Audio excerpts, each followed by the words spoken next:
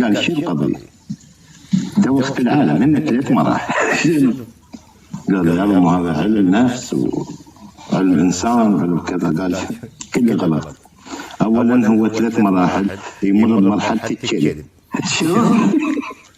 سمعت؟ قال له شنو مرحله الكلب؟ قال اذا جيت يتزوج. مرحله الكلب.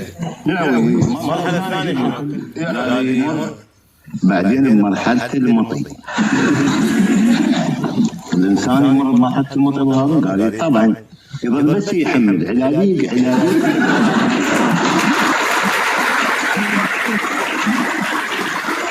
قال المرحله الثالثه، قال المرحله الثالثه مرحله القلب. قلت شنو ربط؟ قال يصير شايب ويقعد وكلها تقمز عليه.